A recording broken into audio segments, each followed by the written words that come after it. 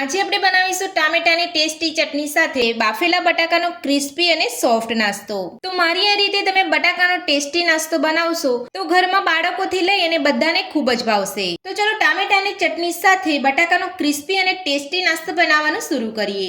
તો સૌથી પહેલા આપણે નાસ્તાની ચટણી બનાવીશું। તો ચટણી બનાવવા માટે મેં અહીંયા ગેસ ઉપર એક પેન રાખ્યું છે। તો પેનની અંદર 1 મોટી ચમચી જેટલું તેલ ઉમેરીશું। તો તેલ આપણું અહીંયા સરસ ગરમ થઈ ગયું છે। તો હવે આપણે તેની અંદર 8 થી 10 લસણની કળી ઉમેરીશું। લસણની કળીને 1 મિનિટ માટે સાતળી લઈશું। તો લસણની કળીને 1 મિનિટ સાતળી લીધા પછી હવે આપણે તેની અંદર તીખાસ માટે લીલા મરચાં ઉમેરીશું। તો લીલા મરચાંનું પ્રમાણ તમે તમારા ટેસ્ટ પ્રમાણે વધતું ઓછું કરી શકો છો। 2 મીડિયમ સાઈઝના આપણે કટ કરેલા ટામેટા ઉમેરીશું। સ્વાદ પ્રમાણે મીઠું ઉમેરીશું। બધું સરસ મિક્સ કરી લઈશું। બધું સરસ મિક્સ કરી લીધા પછી હવે આપણે તેની અંદર મીઠા લીમડાના પાન ઉમેરીશું। લીલા ધાણાની ડંડી ઉમેરીશું અને થોડા લીલા ધાણા ઉમેરીશું। બધું સરસ મિક્સ કરી લઈશું અને 1 મિનિટ માટે સાતળી લઈશું।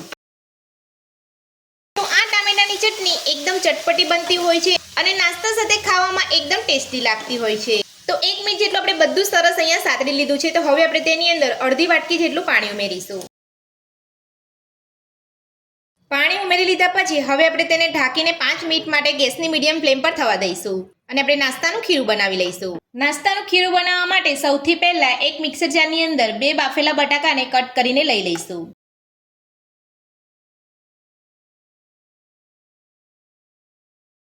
બાફેલા બટાકાને કટ કરીને લઈ લીધા પછી હવે આપણે તેની અંદર 2 ચમચી જેટલું દહીં ઉમેરીશું। સાથે જ સ્વાદ પ્રમાણે મીઠું ઉમેરીશું। અડધી વાટકી જેટલું પાણી ઉમેરીને બધું સરસ પીસી લઈશું। તો બધું જ આપણે સરસ પીસી લીધું છે। તો તમે જોઈ શકો છો એકદમ સ્મૂથ પેસ્ટ અહીંયા બની ગઈ છે। તો આ જ રીતનું તમારે પીસવાનું છે। તો બધું જ પીસી લીધા પછી હવે આપણે મિક્સર જારની અંદર 3 મોટી ચમચી જેટલો મેંદો ઉમેરીશું। સાથે જ અડધી વાટકી આપણે ચોખાનો લોટ ઉમેરીશું। થોડું પાણી ઉમેરી અને મિક્સરને બંધ ચાલુ કરી અને આપણે બધું સરસ પીસી લઈશું। તો મિક્સર જારને ચાલુ બંધ કરીને આપણે બધું સરસ અહીંયા પીસી લીધું છે। તો હવે આપણે ચેક કરી લઈશું। તો તમે જોઈ શકો છો એકદમ સરસ બધું જ પીસાઈ ગયું છે। તો હવે આપણે એક મોટા વાસણની અંદર કાઢી લઈશું। તો બધું જ પીસી અને આપણે એક વાસણની અંદર કાઢી લીધું છે। તો હવે આપણે ખીરાને સાઈડ પર રાખીશું અને ચટણીને ચેક કરી લઈશું। ચટણીને ઢાંકે અહીંયા 5 મિનિટ જેટલો સમય થઈ ગયો છે। તો હવે આપણે ચેક કરી લઈશું। તો તમે જોઈ શકો છો બધું સરસ અહીંયા કૂક થઈ ગયું છે। તો હવે આપણે ગેસની ફ્લેમ બંધ કરીને બધું સરસ ઠંડુ થવા દઈશું। તો બધું જ અહીંયા ઠંડુ થઈ ગયું છે। તો હવે આપણે બધું એક મિક્સર જારની અંદર લઈ લઈશું અને બધું જ એકદમ સરસ રીતે પીસી લઈશું।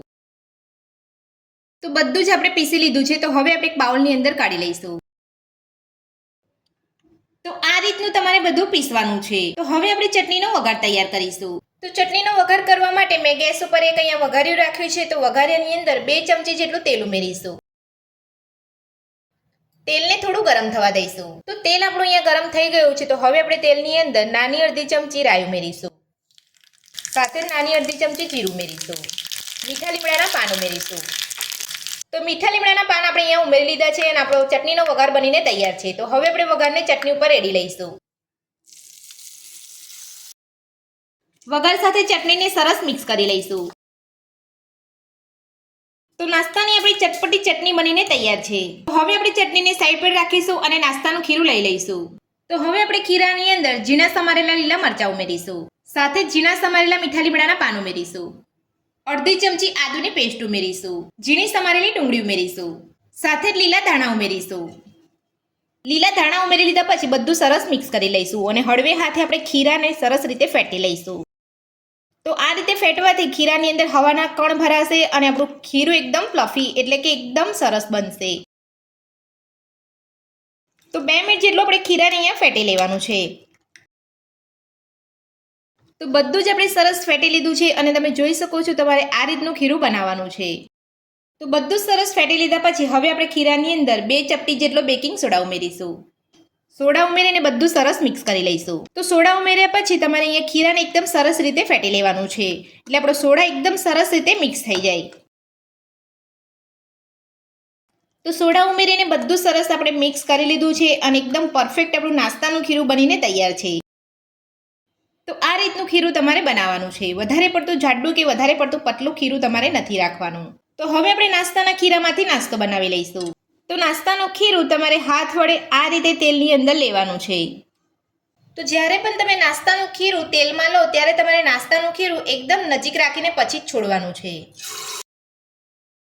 તો આ રીતે તમારે નાસ્તાનું ખીરું લેવાનું છે અને તમે ઊંચેથી રાખીને નાસ્તાનું ખીરું છોડશો તો તેલના છાંટા ઉડશે. અને નાસ્તાને તમારે ગેસની મીડિયમ ફ્લેમ પર જ તળવાનો છે.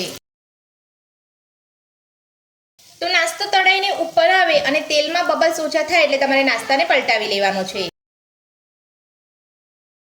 તો તમે જોઈ શકો છો નાસ્તાને આપણે બીજી બાજુ પલટાવ્યો છે અને નાસ્તાનો એકદમ સરસ કલર આવ્યો છે. તો આ જ રીતે આપણે ગેસની મીડિયમ ફ્લેમ પર નાસ્તાને બીજી બાજુ પણ તળાવવા દઈશું અને બંને બાજુ પલટાવતા જઈએ અને નાસ્તાને આપણે સરસ તળી લઈશું. તો બંને બાજુ પલટાવતા જઈએ અને આપણે નાસ્તાને તળી લીધો છે અને તમે જોઈ શકો છો તેલમાં બબલ્સ પણ ઓછા થઈ ગયા છે. તો હવે આપણે નાસ્તાને કાઢી લઈશું અને આ જ રીતે બધો નાસ્તો તળી લઈશું. ટામેટાની ટેસ્ટી ચટણી સાથે બટાકાનો ક્રિસ્પી અને સોફ્ટ નાસ્તો બનીને આપણો તૈયાર છે. અને તમે જોઈ શકો છો આપણો બટાકાનો નાસ્તો ઉપરથી એકદમ ક્રિસ્પી અને અંદરથી એકદમ સોફ્ટ બન્યો છે. તો આ બટાકાનો ક્રિસ્પી અને ટેસ્ટી નાસ્તો બનાવવાની રીત તમને મારી કેવી લાગી મને કોમેન્ટ બોક્સમાં કોમેન્ટ કરીને જરૂરથી જણાવજો. મારી રીતે આ ટેસ્ટી નાસ્તો બનાવવાનું ઘરે એકવાર જરૂરથી ટ્રાય કરજો. આજની રેસીપી પસંદ આવી હોય તો વિડીયોને લાઇક કરજો, ચેનલને સબસ્ક્રાઇબ કરજો, તમારા મિત્રોને જરૂરથી શેર કરજો. Thank you.